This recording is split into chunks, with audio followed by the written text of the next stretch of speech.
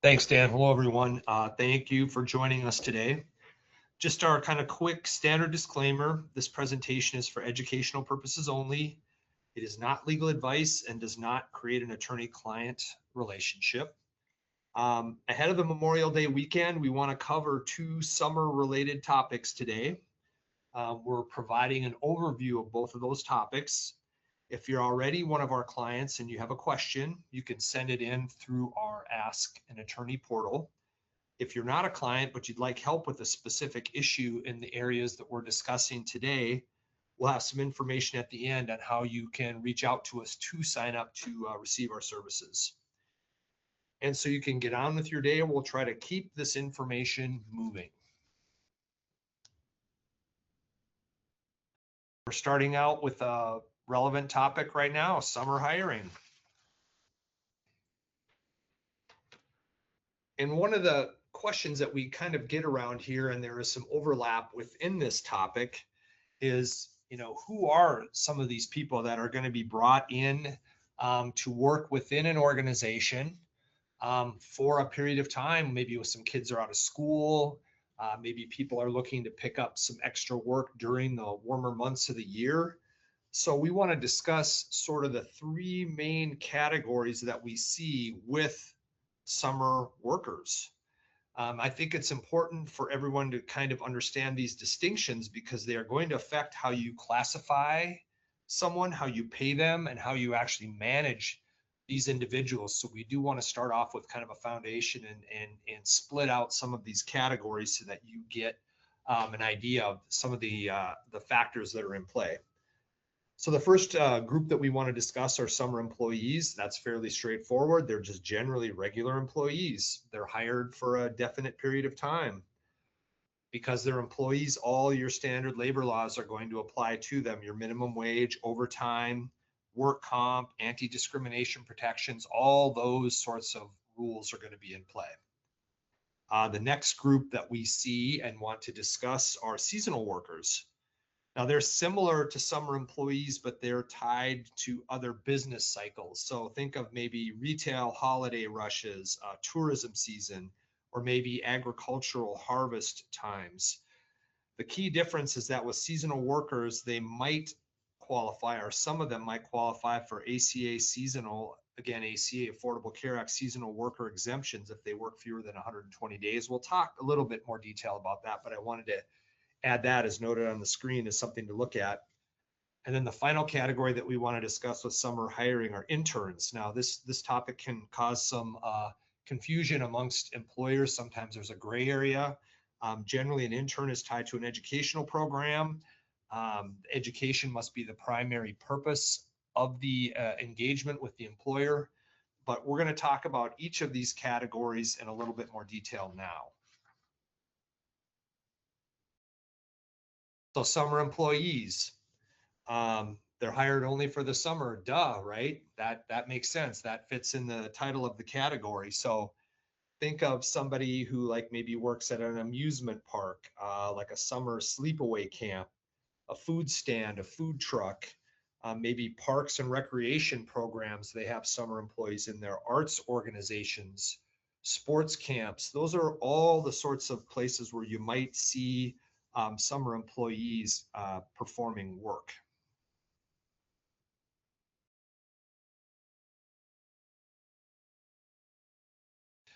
Now, seasonal employees are similar to summer workers as we had initially discussed. Um, One thought, all summer employees are seasonal workers, but not all seasonal workers are summer employees, if that makes sense. As we talk about those seasonal employees, they might work in the summer or they might work at different times of the year. Again, a holiday rush in retail, if there's a planting season in agriculture or a harvesting season in agriculture, maybe a ski season in the winter. We're mentioning seasonal employees with summer workers because the information might be relevant in your business, before the summer, during the summer, and after the summer. So there is the overlap that we want to discuss. And also with seasonal employees, as mentioned before, they are specifically addressed under the Affordable Care Act or the ACA, and there are certain requirements with that. So under the ACA, a seasonal employee are workers hired into positions with a customary annual employment duration of 6 months or less, which typically recurs around the same time each year. Those seasonal employees under the ACA are treated as variable hour employees for health coverage eligibility and are not counted toward the 50 employee threshold for an applicable large employer if they only cause the workforce to exceed 50 employees for 120 days or fewer. That's something to keep in mind. Again, we bring that up because a summer worker might be of the shorter duration in the summer only, but a seasonal worker could be somebody that works a different time of year, works for a longer period of time. And if they are doing that past the summer or past the thresholds that we just discussed, then you are, if you have 50 or more employees, you've got to look at some ACA compliance. So we just wanted to bring that into the discussion just to make you aware. Now, interns, that's the one where we get quite a few questions, especially around this time of year. We want to make sure that we talk through this. You know, if a company they're talking to us, they say, hey, we're bringing in an intern, you know, using quotes around that term, intern for the summer. You've got to make sure if they're going to be an intern that they actually meet very, very specific qualifications under federal law to be considered an intern. This slide talks about the federal requirements for someone to be properly classified as an intern within your business. There are also some state rules that could apply that are different than the federal rules. They offer more protection. We're not going to get into those. We just want to focus on this federal test. But if you're in California, you're in New York, you're bringing in somebody that you're labeling an intern, you've got state rules to look at as well. But let's go through each of these if you are using interns, just to make sure that all the qualifications are met. There's a 7-factor test under the federal rules. It's the primary beneficiary test. This applies to for-profit businesses. If you're listening and you are a nonprofit, there may be some different rules. If you're a client, you can reach out to us and ask us about that in our portal. But we're going to focus on for-profit clients with this information today. So looking at each of the factors, number one, both parties understand there's no expectation of compensation. So that's generally stated in the communication with the intern, hey, you're not getting paid for coming into our organization. Number two, the training is similar to an education environment. The intern is learning academic program related information. That's very important. Third, the internship is tied to a formal education or academic credit.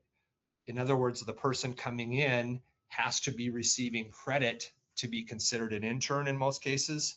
So many schools and programs have a formal internship requirement as part of an intern's academic course of study. In other words, a person that comes in as a proper intern, they might need to be there in order to get credit for a class. Internship accommodates academic calendar commitments, so internships are often held in the summer. The fifth item is duration is limited to the period of beneficial learning, so that often follows a specific school term. In other words, somebody might go to school in the fall through the spring, and then in the summer when they're not in school, that's when they might come in as an intern. They're not an ongoing person. It's a very specific period of time that they're there. This is important. The work of interns does not displace your regular workers. This is an important item to consider. If an intern is doing someone's job for them, then the intern should likely be reclassified as an employee. They may not properly be an intern. And then 7, the understanding again of no pay afterwards. Not only during the internship is there no pay, but afterwards is there no pay. True internships are based on academic learning. They're not apprenticeships that directly lead to a paid job. That distinction is important inside your business. The way that the US DOL looks at these factors, no single one of these is determinative.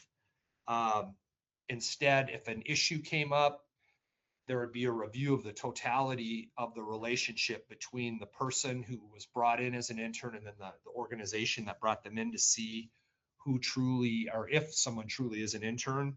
The key question is going to come down to who benefits more from the arrangement of having the person in there as an intern. Is it the intern themselves or the employer? If the intern is mostly doing productive work that would otherwise require a paid employee, that tips heavily towards requiring compensation. They're an employee then, not an intern. But if the intern is genuinely learning skills, getting academic credit, and the employer is investing time in training them, not just putting them to work, it's more likely to qualify as a true unpaid internship. A recommendation is, if you're not sure about the status of the intern, pay them. The cost of paying minimum wage to an individual for a summer internship is much, much less to your organization than the cost of 6 months later defending a wage and hour lawsuit because they weren't properly classified as an intern and should have been paid. Again, this is federal law. Don't forget state laws, particularly in states like California and New York.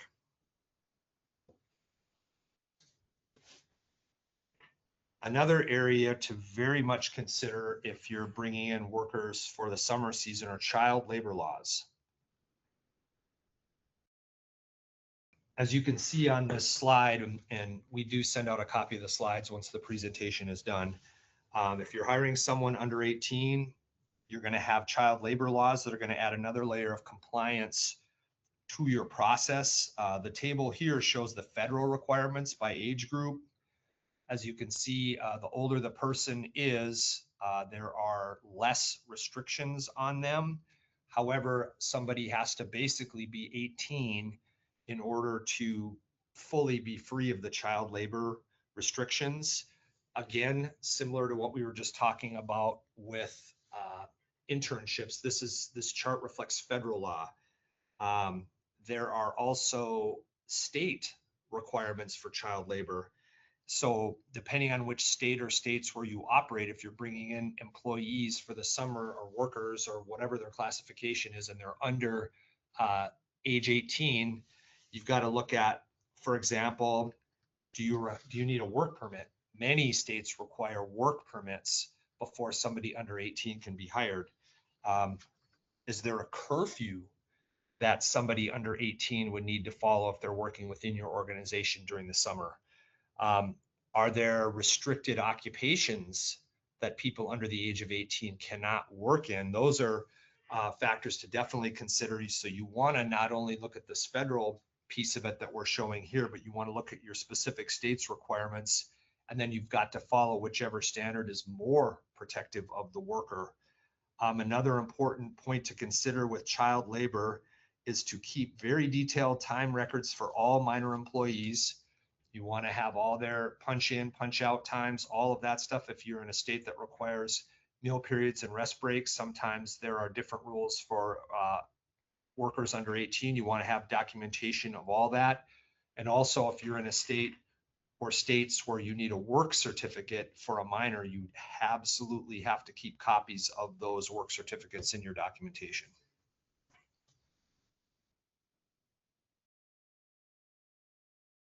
Let's talk about some best practices for summer hiring.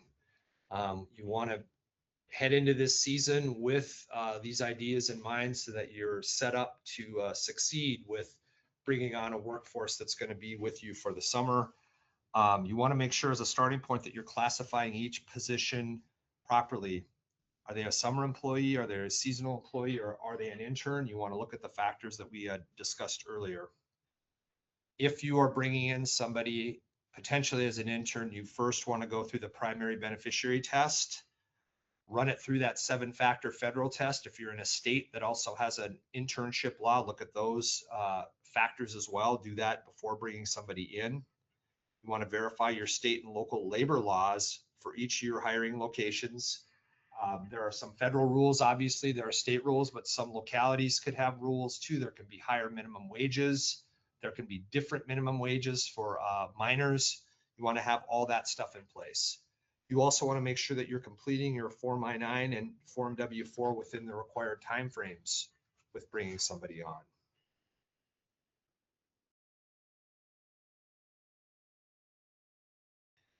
Continuing, again, we just talked about this, but we want to reinforce it. Obtain work permits for all minor employees when they are required, or where they're required, I should say. Create a structured onboarding plan for your summer and seasonal temporary hires. In other words, have that separate category and separate process in place. If you're an organization that uses people for the summer season, monitor worker performance, see how things are going. That's true with any employee, but for someone working with you for a shorter duration, you want to make sure that you can address any issues if needed as quickly as possible. Then you want to keep good records, your offer letters, your time logs, training information. Also think about your summer schedule. If you're adding people on, to make sure they understand your timekeeping processes and all those other processes that are part of your organization. You want to have those communicated to the summer workers, and you want to make sure you've got records of everything, and those records are well kept.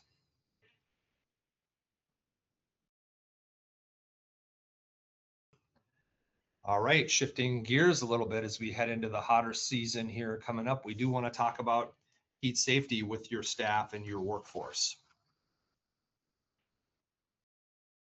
This might seem like sort of an obvious statement, but people might ask, why does heat safety matter? Well, I've got some national Bureau of Labor statistics highlights on the screen that sort of emphasizes the urgency of heat safety. These are from a couple years back, but the factors and the statistics still hold up, and they still hold true. 36 deaths were reported a couple years back, 39 or almost 4,000 heat-related injuries, and then 50 to 70% of the heat deaths occur within the first few days. That third one we're going to discuss in more depth, but that's just kind of showing the criticalness of some of the best practices that you want to consider if you've got hot environments, with getting people to acclimatize to their work. That's important for new workers. That's important for returning workers if somebody's been out of the workforce for a little bit. But these, again, are national statistics from the Federal Bureau of Labor Statistics that just show, there's risk. There's risk with heat as it applies to employment.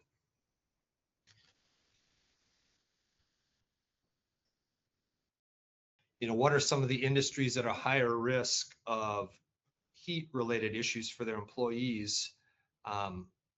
Some of them were things that when I was putting this information together were some things that I knew and some things that I hadn't thought about before.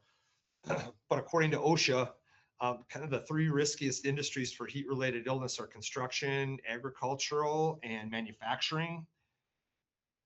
Those industries often involve high physical exertion, people wearing protective equipment, and extreme sun, outside exposure or heat exposure indoors. And so they result in the highest rates of heat-related injuries and fatalities.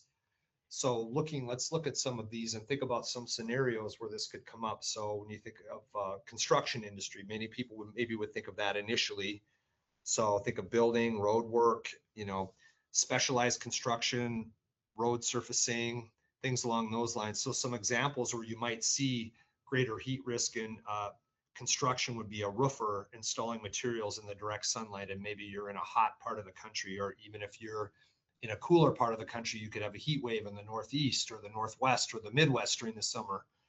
Somebody working out in the direct sun as a roofer can have some exposure to heat risk. Maybe a concrete worker pouring a slab in hot weather. That's another area of risk that comes up. Or somebody working in trenching, if they've got restricted airflow in the trench that they're working in. Those are some of the areas that can arise with construction. So agriculture, businesses like farming, aquaculture even, or forestry, people producing crops, things along those lines. So some examples of the work could be farm workers picking crops in open fields, farm workers operating equipment that's warm and they're in the direct sun, maybe loggers who are harvesting timber. Those are some examples where it could be a higher risk for a heat safety issue with a workforce. Manufacturing and mining occupations as well have a higher risk of maybe some heat related issues. So think of things like, people working in any kind of material production, smelting, metal fabrication, even food processing, for example, a bakery. You might not think of that off the bat as something that's very, very warm, but it can be very warm in those workplaces. Another area to consider would be something like working in an industrial laundry service. That can have a high heat risk to it as well. So operating a boiler room. If somebody has a facility staff and they are working in a hot room with equipment, that's an issue. Or if you work in oil and gas extraction, you're out in an outdoor environment, there could be extremely hot conditions depending on which parts of the country you're working in. So those are risks. And some other occupations that, maybe people wouldn't initially think of could be things like landscaping or grounds maintenance, utility workers, people performing fire services. This is one that I didn't even really think about initially, but package delivery. Maybe you are a subcontractor and you have employees who deliver for Amazon or who deliver for UPS. They're in open trucks in some cases. They have non-air conditioned vehicles. They're running, they're dropping off parcels. That's another area where heat could be a risk that maybe people don't think about.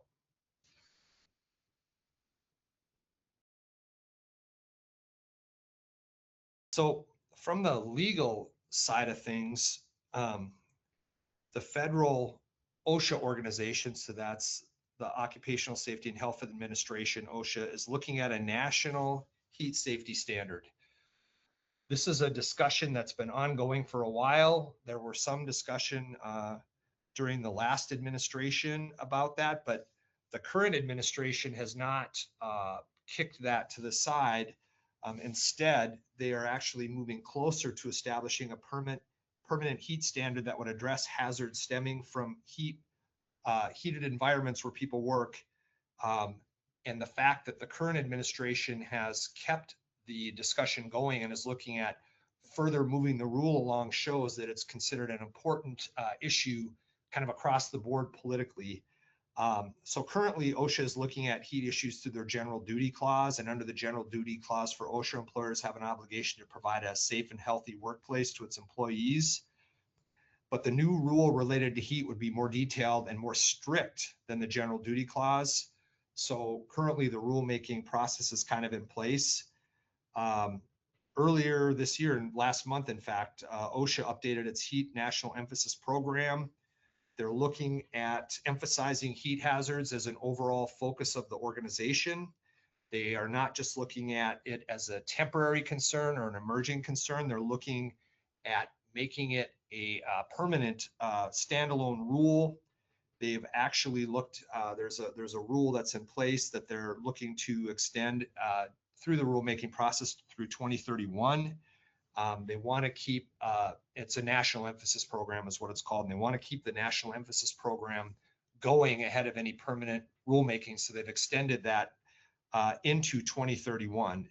It basically is looking to very much focus on heat issues. Again, this is not a one party issue. This is across the board that this federal agency is really starting to dig into, and they're starting to look at actually refining their examination of different industries based on injury and fatality data. Again, they're focusing on things like indoor heat risks that people may not think of, as we spoke of with a bakery, commercial laundry, industrial production, something indoors. They're looking at warehouses. That touches on, again, indoor work for a place like Amazon. Maybe you're in a hot part of the country, or you've got a subcontracted business where you're delivering for them. That's something that they're thinking about. The other issue to look at, in addition to OSHA federally focusing more on heat related issues, is state rules. As you can see on the slide, there are a number of states that also have their own heat protection rules. They may have their own state version of OSHA that does enforcement on those areas, and also they may have their own standards. For instance, California has a heat illness prevention standard that requires employers to provide training, water, shade, and planning for warm events. Temperature of 80 degrees or higher triggers the requirements. Colorado has rules specific to agricultural industries with heat safety. In Maryland, employers must have a written heat safety policy for when workplaces hit 80. Minnesota has a standard applicable to indoor places of employment. There's a long cold winter here, obviously, for outdoor workers, but indoor workers, there's a year-round standard for indoor heat safety. Nevada employers must have a heat safety plan for hazards related to heat. Oregon has standards which apply to various industries and heat safety. And then Washington has an outdoor heat exposure rule that applies to outdoor workers all year round. And it also has other training requirements. So you think about federal OSHA maybe as a starting point. If you're operating in any of these states, you also have to think about the state rules, again, with the overview of heat safety under both the federal and state rules, depending on where you operate.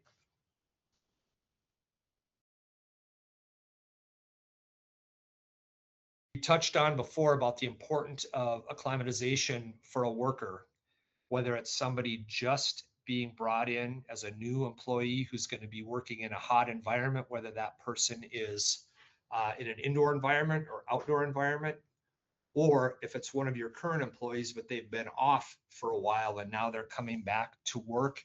Maybe they had a work comp claim, maybe they were on another type of leave of absence, medical or otherwise. Acclimatization is one of the main factors that needs to be considered with bringing somebody in or back in to a workplace. So with the OSHA rulemaking that's happening right now through their national emphasis program, again, extended through 2031, they're looking at basically an initial heat trigger of 80, and that 80 degrees Fahrenheit, I should say, and that mirrors some of the items we just talked about with some of the state rules. But when that heat trigger is reached, employers need to look at providing drinking water, having an acclimatization plan, and communicating heat hazards to workers. There's a high heat trigger with a heat index of 90 degrees or more, then there has to be paid rest breaks every couple hours. A buddy system must be in place, and a heightened monitoring and emergency preparedness are essential. Again, these are points that OSHA is looking at to put into rulemaking, but these are also roadmaps for employers to consider, generally speaking. And then with the acclimatization, that again is emphasized as an important factor to get people up to speed. They talk about a 7 to 14 day period, and breaking that out as time goes on. As you can see there, they have some recommendations on how quickly to increase that exposure to employee or that employees have with a hot environment, again, whether it be inside or outside.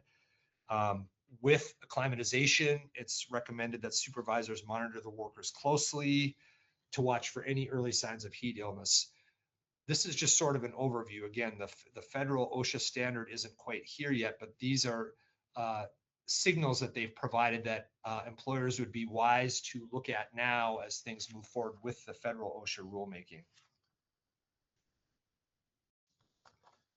In keeping with one of our themes today of heat safety, we also want to touch on some of the signs of heat-related illness that you as a business owner or you as a leader inside the business, a supervisor, a manager, you might see with the workforce. These are some just things to be aware of, and kind of a distinction between heat exhaustion and heat stroke.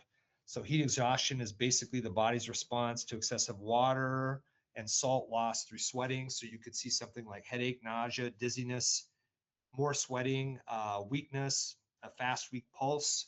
If you see something like happening, the suggested first aid is to move somebody to a cool area, loosen their clothing, apply some cool cloths if possible, provide sips of water, keep them monitored. If symptoms get worse, then you'd want to seek some medical attention.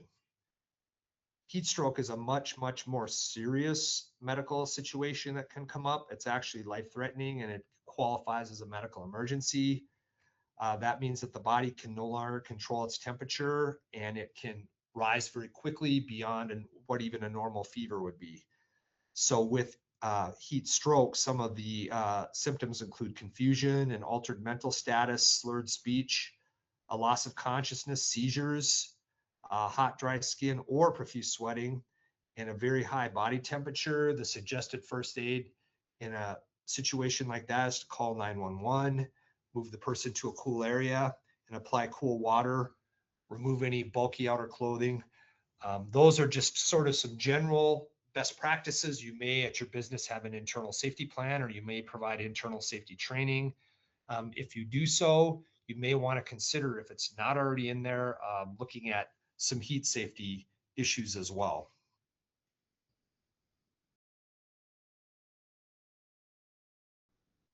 So let's talk about what are some of the best heat safety considerations for your workforce. Well, first thing is you want to be medically proactive with your employees. You want to take a look at which employees will work in high heat locations, whether those are indoors or outdoors, and provide a medical screening to those workers. You know, a medical screening can generally be done in employment if it's job related and consistent with business necessity. If you have a question on that and you're a client of ours, you could reach out ahead of time, but it could be easily considered job related and consistent with medical necessity if you've got a hot environment where somebody's going to be working. Again, maybe you're in construction, people are outdoors. Maybe you have a commercial laundry, people are indoors where it's hot. Those are circumstances where, when it's such a relation to the job, you could look at a medical examination and screening ahead of times. You may want to have a plan in place. Point number two, to look at how to mitigate heat-related illnesses with your workforce. You could conduct a hazard analysis of all your job duties or positions that could involve exposure to extreme heat. And that means looking at your outdoor workspaces where employees are present and what they're doing, and also your indoor workspaces where employees are present and what they're doing. And if you're in a state with an OSHA plan or an OSHA requirement, I should say, for heat safety, you want to review your heat illness prevention steps if required by state law to make sure that you are not out of step with what the state requires. The third issue, provide training. Providing that training to all of your workers on how to prevent heat illness is recommended, not just to your management staff necessarily, but to all workers. But you do want to make sure that your managers and supervisors know how to take the lead when it comes to spotting potential problems with somebody who might be struggling with heat, and also making sure they understand the protocols that are required for compliance. Again, if you're in one of the states we noted that has those heat rules, you want to have those state rules in your mind as well. The fourth factor, being watchful. You could designate someone at each work site to monitor worker health and conditions on days of extreme heat. You could also consider using a buddy system on hot days and enforcing a procedure for employees to report heat stress symptoms. In other words, if somebody says, you know, I'm really sweating a lot, or I feel out of breath, I feel dizzy, I feel too hot, you know, you could have through a safety plan, you could have something in place stating at that point they need to report to management what's going on. The fifth issue, you may have to provide unscheduled rest breaks and required work rest periods when it is extremely warm. That is something that could be under these states that have plans, but also that's something that OSHA is looking at to make sure that people have sufficient rest when it gets past a certain temperature.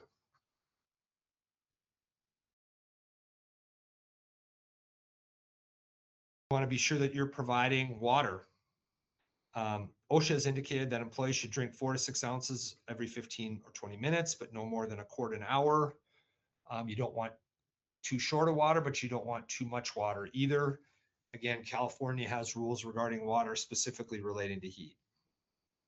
You want to be able to provide shade and cooling fans if required, or if that's just a best practice that your company adopts for people who are out in the sun. You might look at being flexible with your start times and your days and required projects to not operate during high heat hours, or you could consider rotating crews of workers to minimize working during the hottest hours of the day, depending on your industry and your location. You might also require adjustment of exposure periods to get people acclimatized, as we were discussing. That again is not only your new people coming into working in a hot environment for the first time, whether that's inside or outside, but your existing workers returning to work from times where they were not working and hurt. Again, maybe they were in the heat. Again, maybe they were on leave. Maybe they were laid off and were called back. Maybe they had a work comp claim where they were gone. Federal OSHA, even though they're still going through the rulemaking process with their national emphasis program that they've extended again to 2031, even though they're still looking at that, they do have guidance available for free online with recommendations on how to address heat safety at your work site. Again, they have not passed, I should say, a full detailed specific heat rule at this time, but they are working on getting one into place. And in the meantime, you still have that obligation under the OSHA general duty clause, as we discussed, to provide a safe and healthy workplace. So even under that broader general duty clause standard, you could use and could check out their detailed recommendations for how to address heat safety at your work site. And then finally, you want to be ready for an emergency. If you've got a hot environment outside or inside for your workers, it's best to have some preparation if someone might need some first aid or medical attention, or have a protocol for getting medical attention if people start to show symptoms of a heat illness.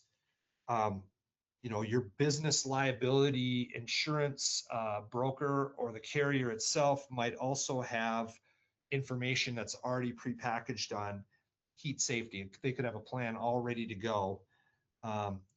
Implementing a heat safety plan also could potentially, depending again on your carrier, in a discussion with them, get you a break on your premiums. You just want to look at what options you can do to make yourself aware of what the heat safety risks are, what the rules are that you need to follow, and then how to address those as it applies directly to your workforce, whether that's outside people, inside people, or both. So overall, on our discussion today, how can we help you out? Well, you can talk to us. We're very familiar with summer hiring and all the issues that come with that. And we are also familiar with heat safety issues. We address these kinds of questions regularly. Our weekly newsletter provides updates. If you're already a subscriber, make sure you check out the newsletter every Tuesday. If you're interested in subscribing, you can send us a message at info@myHRcounsel.com. We will have that on the next slide. And we can advise on the best way to approach your summer hiring and your heat safety. As we noted at the beginning, the Memorial Day weekend's coming up this weekend. That's kind of the kickoff to summer. And that's also the time when employers are planning, am I going to expand my workforce with some people who are going to be working here only in the summer? Am I in an environment where things are hot, whether inside or outside? Now is a good time to start looking at that if you haven't done so already. We're geared up to help you with any of those issues.